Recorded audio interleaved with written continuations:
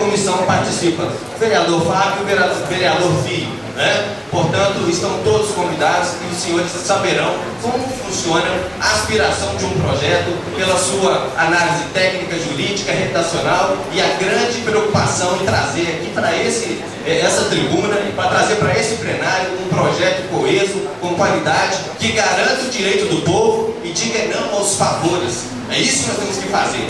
Nós temos que garantir a segurança. Vou chegar e vou falar, não vou ser omisso, jamais serei omisso.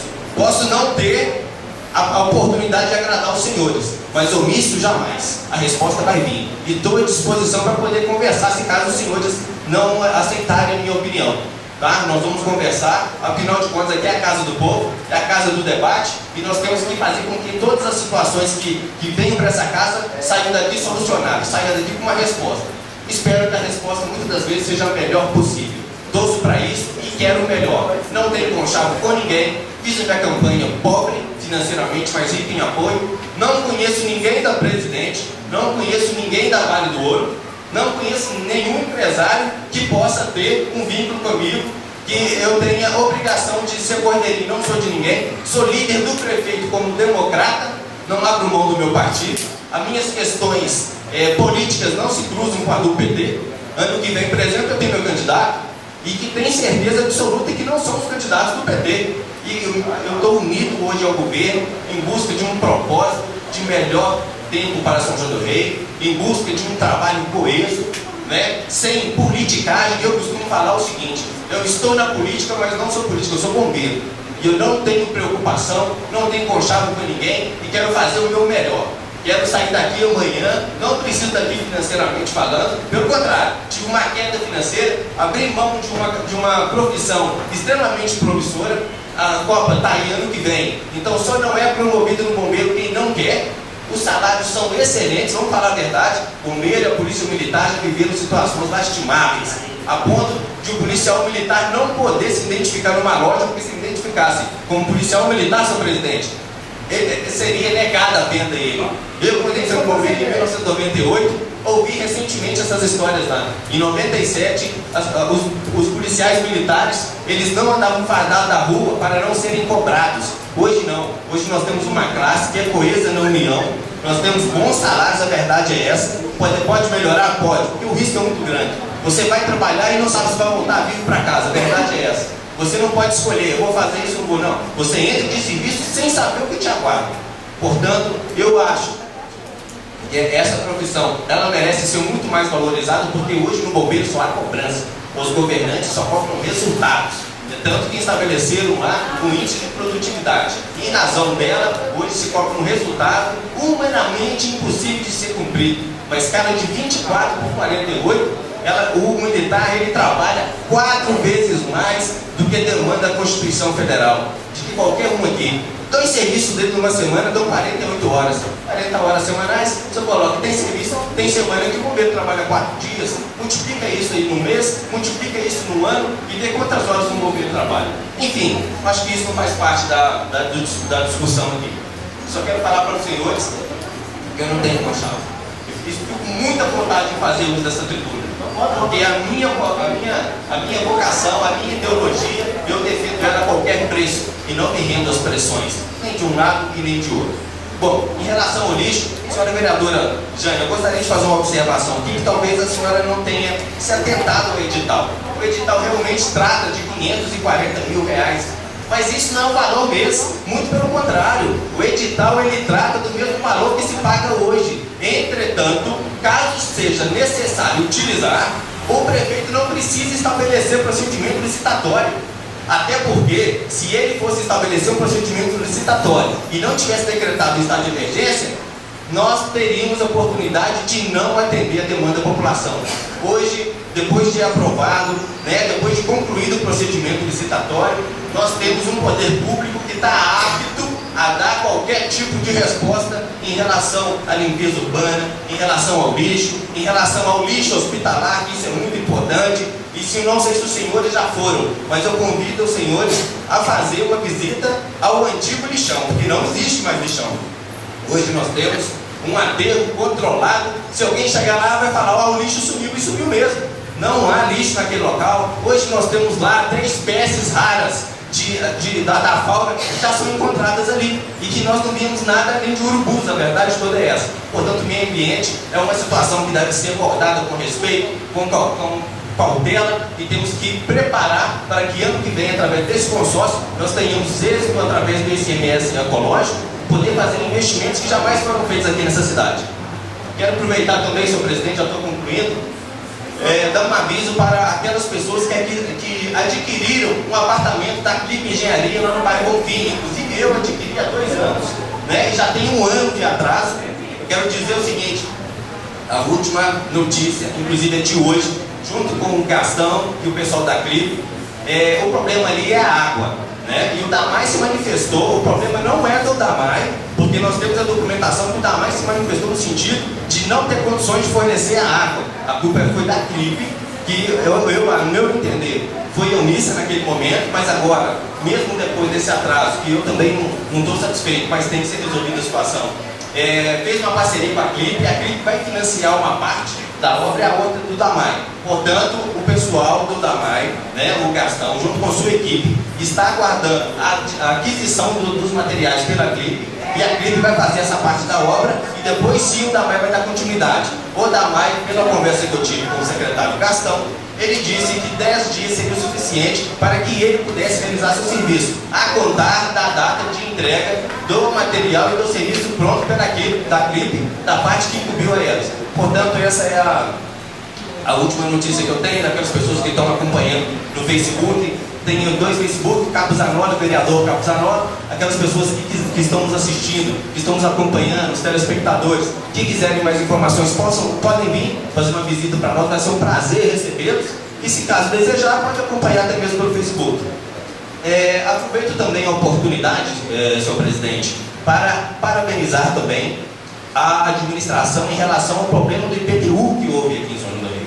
Portanto, aos nossos ouvintes, mais uma vez, aos telespectadores, que providencie a cópia do comprovante de pagamento do IPTU. Né? Importante ressaltar que o município, em momento algum, teve desfalque. Não teve um centavo de prejuízo. Por quê? Aquelas pessoas que pagaram indevidamente vão ter que pagar novamente o IPTU. Porque essas pessoas que pagaram de forma indevida não têm o comprovante. E esse valor indevido que foi pago não entrou no cofre público. Portanto, já está sendo averiguado pela Polícia Civil, pelo Ministério Público, né? Nós teremos aqui o prazer de poder acompanhar também essas investigações, né? A gente sabe que nós temos, né, uns limites, porque não podemos atrapalhar as investigações pela saúde financeira, pela lisura da administração pública, pela princípio da transparência. Eu faço questão de juntos aqui, senhor presidente, trazer o resultado das investigações e tornar público. Não há como manter impunidade. Todas aquelas pessoas que concorreram para esse erro deverão ser responsabilizadas.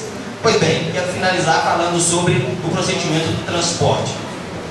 O procedimento do transporte é algo que realmente merece uma cautela extremamente especial. Não concordo com as coisas que aconteceram. Entretanto, eu penso que perdemos uma grande oportunidade no mandato anterior, na legislatura passada, porque a CPI que se quer instaurar é para apurar o quê? Veja bem, nós sabemos que nós temos agora um discurso técnico. A CPI, para que serve a CPI?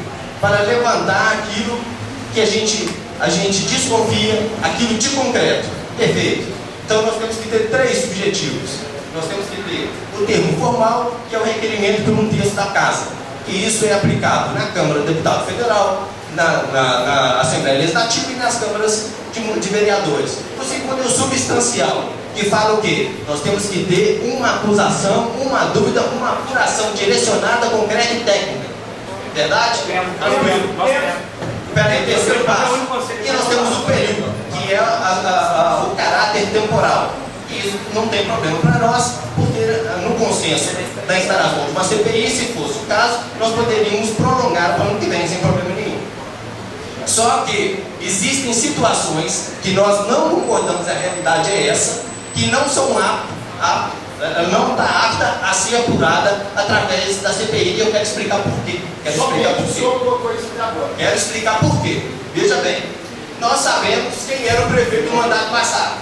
Nós sabemos de onde surgiu os projetos de lei que hoje estão no debate. Nós sabemos quem foram os vereadores que votaram a favor. Nós sabemos que esse SQN foi votado, inclusive levantado pela vereadora Jane, votado todas as leis pela senhora vereadora, que está levantando a bandeira da CPI. Temos que ser técnicos. Olha, acabou o tempo nessa casa de amadorismo. Acabou o tempo. Hoje nós estamos aqui por quê? Porque um dia alguém votou numa lei, alguém trabalhou num procedimento que não foi observado o princípio legal, democrático, direito, de moralidade. É por isso, porque como se dizem nas faculdades de Direito, e eu aproveito a oportunidade para agradecer e cumprimentar meu grande professor de Filosofia e Direito, Jean Luiz, né? Muito obrigado, meu professor. Eu tenho certeza, eu não sei como seria a faculdade no sistema filosófico de Pitã sem a presença do senhor. Entendeu? E nós sentimos muita falta quando o senhor foi para fazer o doutorado do senhor. Tenho certeza que muitos ainda terão a oportunidade de receber do senhor grandes ensinamentos, assim como eu tive dos meus colegas também. Um grande abraço, muito obrigado. Mas enfim, voltando aqui a respeito da CPI. Bom, então nós temos aqui as leis que foram votadas, as atas de votações, né? A redução do ISSQN, nós temos a redução, na verdade a extinção da concorrência no procedimento licitatório aqui em São João do Rei. E hoje nós queremos apurar um meio pessoal, por que se fez isso? Que é pessoal, cara? É pessoal. Cheio de indícios. Olha só, senhor, eu concordo, eu sou demanda. Nós não reunimos com você, nós vamos reunir com você Isso, depois, nós vamos apresentar. então nós vamos reunir. Porque veja bem, nós temos que fazer, eu sou a favor da transparência, mas a transparência ela tem que vir focada na legalidade, na moralidade. Às vezes, isso não é sempre, nós sabemos que todo operador de direito sabe disso, que muitas das vezes a legalidade não caminha com a moralidade. Aí, por exemplo, o problema está no procedimento licitatório. Não, eu estou te dando uma subjeção. Bom, muito subjetivo. O problema está no procedimento licitatório. Se alguém levanta uma situação como essa, nós podemos falar o seguinte: então, não precisamos fazer nada no procedimento licitatório, porque já foi apreciado pelo Poder Judiciário, já foi anulado, e agora nós passamos para o segundo passo. E esse passo eu quero fazer um investimento nele. Eu entendo, senhor presidente, que realmente essa comissão que o senhor está formando, algumas pessoas podem imaginar que é para fazer um procedimento investigatório. Eu entendo que, assim como o senhor também entende, que eu já vi o senhor defender essa posição. Essa comissão vai ser criada de uma forma proativa.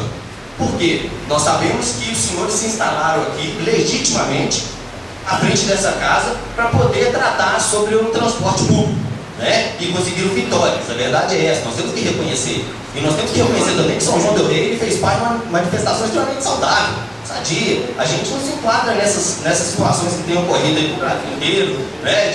De vandalismo, enfim. Bom, tudo bem, os senhores se instalaram ali. Mas veja bem, como que nós vamos ter uma comissão que não tem caráter investigativo, não tem força investigativa, para poder apurar o que aconteceu, que eu digo de passagem, a minha posição é que não merece apuração, porque os fatos estão concretos, estão nítidos, estão para todo mundo ver. As provas documentais estão aqui. Eu penso que nós podemos utilizá-los como os maiores reivindicadores, juntamente com essa comissão, para a gente poder confeccionar um edital para ser aceito pelo Poder Executivo. Eu gostaria de olhar para frente nesse momento. Vejo uma coisa nebulosa, vejo uma grande possibilidade de não dar em nada nessa CPI. Vejo mesmo. Uma CPI, para mim, eu peço data vênia, com todo respeito à posição dos senhores, eu entendo que essa CPI, para mim, ela não tem suporte técnico legal a ponto de indicar um erro. Então eu vejo que essa comissão poderia trabalhar na construção de um novo edital. E aí sim, nesse edital nós colocaremos as nossas reivindicações. E sejam quais forem, nós vamos colocar, vamos debater, porque tem gente que defende o passe livre. E por que não levar em consideração essa demanda do passe livre? Há possibilidade financeira? Não há possibilidade financeira?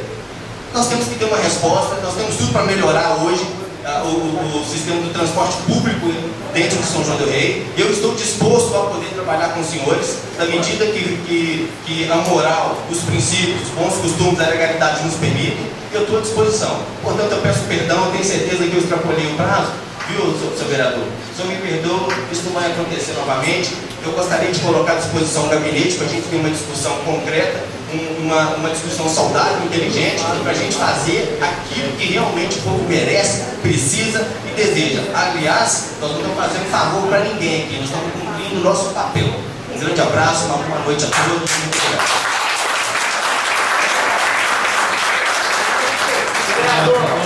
Para fazer o edital Oi, por favor. Eu queria que nesse momento, Samuel, você colocou a questão da IPTU, nós todos estamos aí colocados, a questão do IPTU, você disse, e aí eu queria nomear uma comissão para ajudar a acompanhar a comissão de sindicância, tá? Que é importante a Câmara acompanhar para ver todo o resultado final dessa questão do IPTU. Então eu queria nomear para essa comissão o Zanola, o Filho e o Igor e dois suplentes que eu colocaria Stefano e a Jana, a Lívia, ok? Ok? Agora eu passo a palavra para você que eu sou o último aqui a colocar a falar. Eu não ia falar não, mas eu acho que eu preciso falar algumas questões que são importantes. Eu lutei pela democracia, sempre falei isso, tenho 58 anos, lutei na ditadura, fiz muitas lutas, inclusive para as pessoas estarem aqui falando. Vamos lá. E aí então eu briguei muito por isso, eu acho que eu sempre preservei a democracia, sempre fui ético e solidário. E hoje eu acho que a senhora, eu vou falar para a senhora Virjana, tá? Você hoje me cutucou e eu não gostei. Tá tudo fechado aí, ó. Tem que ter uma vereadora. Oi, por favor. Inclusive, para vocês eu vou falar. Quando eu falo que eu lutei pela democracia, eu não vou fazer como o mandato passado do Mauro chamar a polícia para tirar vocês. Como que eu vou fazer isso? Eu lutei por isso. Eu lutei por isso.